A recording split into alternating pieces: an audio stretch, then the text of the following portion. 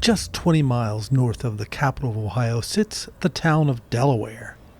It's a lovely community which is the home of Ohio Wesleyan University, a burgeoning and quaint downtown, and also an historic jail that hides many secrets.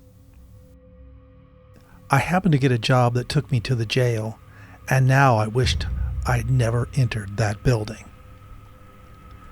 The old jail sits at the north end of downtown, and it was built in 1878. It was constructed to hold 18 prisoners on 2 levels. The cells have metal grated doors and hard limestone walls, so prisoners could never escape. As an exterminator, I got called in because they had a major rat problem. I would later learn the place had way more problems than rats. I was led into the building and led to the back of the cell block.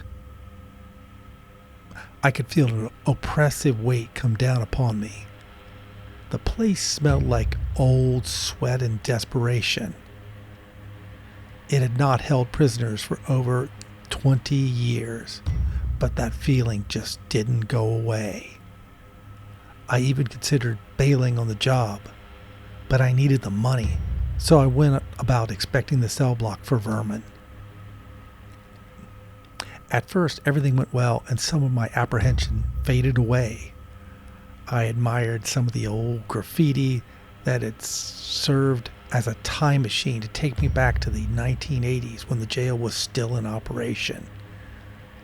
I was doing my inspection and things were going well, and then I heard a clanging noise, like somebody was hitting the metal bars. I froze in place and listened, trying to determine where the sound was coming from. Eventually, I called out and asked, "Is there anybody there?" I didn't get an answer, and for several moments there was no sounds. But that feeling of fear and doom came back to me. I was about ready to resume my inspection when one of the cell doors slammed shut near me with a resounding clang. I nearly jumped out of my skin.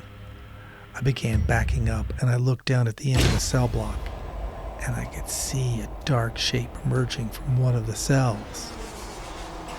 The whole cell block was filled with strange sounds that bounced and echoed off the walls.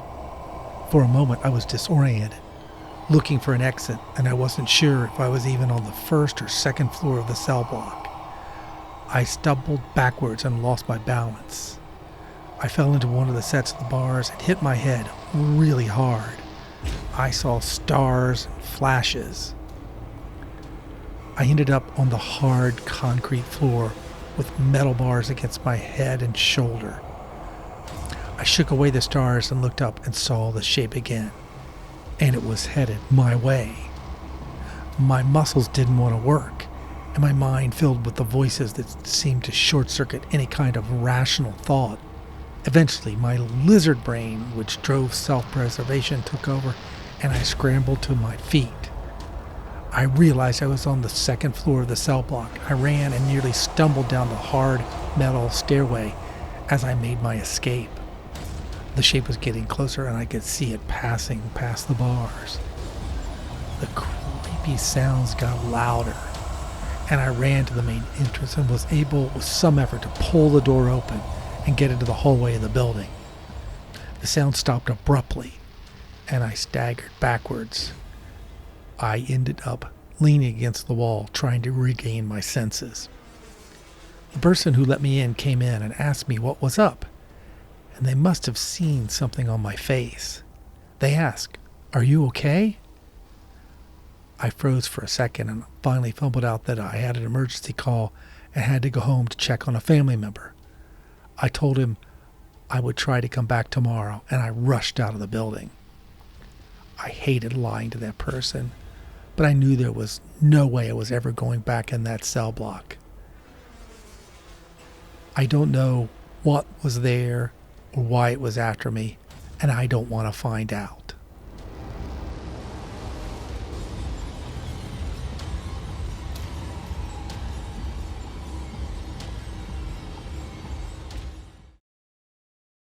I was driving on the back roads north of Columbus, near the city of Delaware, and I passed a group of trees.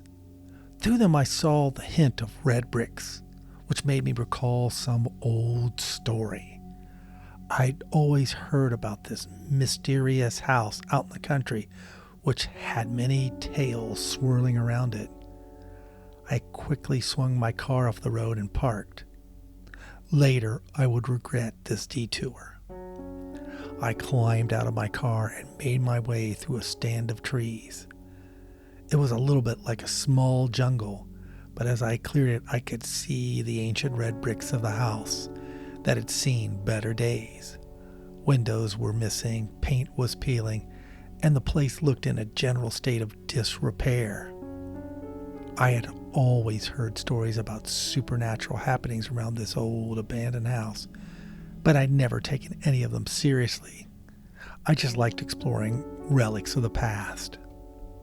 I made my way around the grounds of the building, finding more broken windows and general overgrowth covering sections of the house.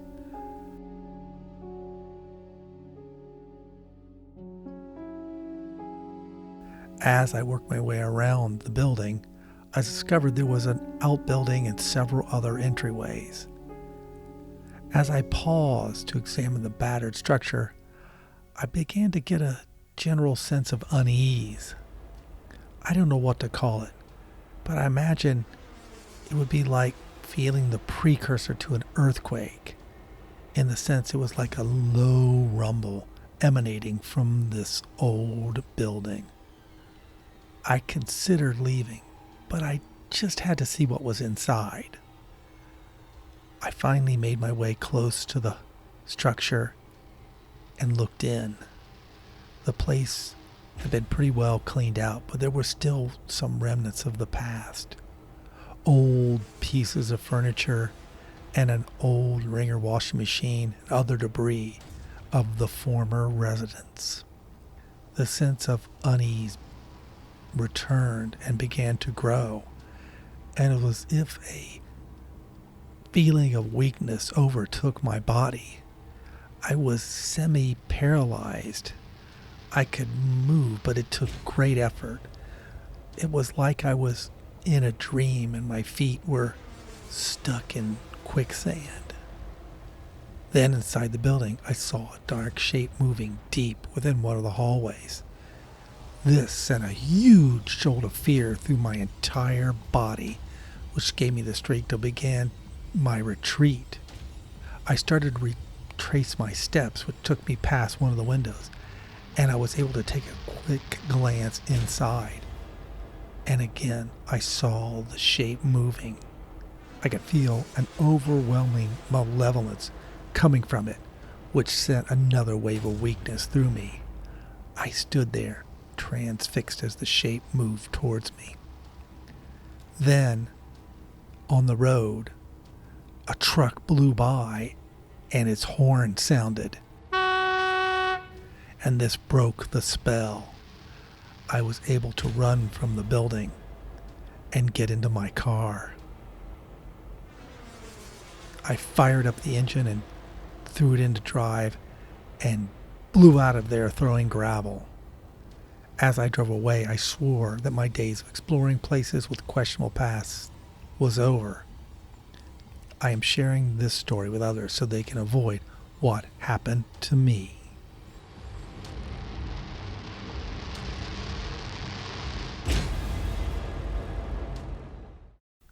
Every neighborhood has one.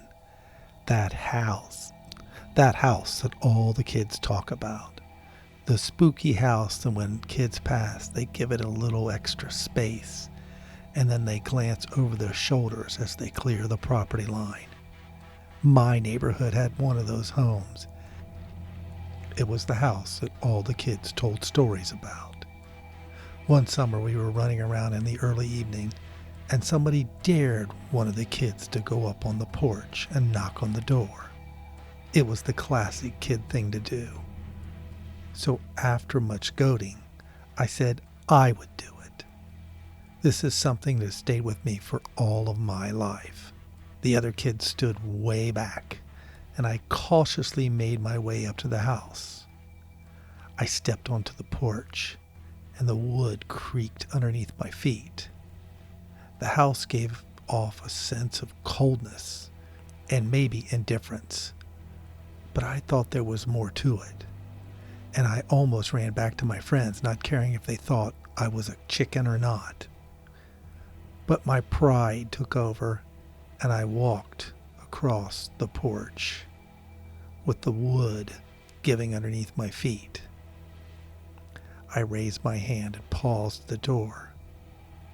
It seemed like an eternity, and eventually I knocked really hard and very quickly, and I bolted before anything could happen. I don't even know if my feet touched the ground as I ran down the sidewalk. I got back to my friends and we huddled behind a bush to see if anybody would come out, but nobody did. After a few moments, we all chuckled and said, "The house must be empty." Two of my friends had to go, leaving me alone, and I looked back at the house. And then a shape appeared on the porch. It was a woman in white. She just hovered there, staring at me. It seemed like she was calling to me. I thought my heart would burst as I stood there, and she glared at me. I tried to call after my friends, but I had no voice. I stood there, rooted to the ground. Somehow I was able to break free of the spell of the house and the woman, and I ran as fast as I could. I glanced back at the house, and I saw that the porch was empty. I caught up with my two friends, and they could tell something had happened. I tried to tell them about the woman on the porch, and I think they believed me.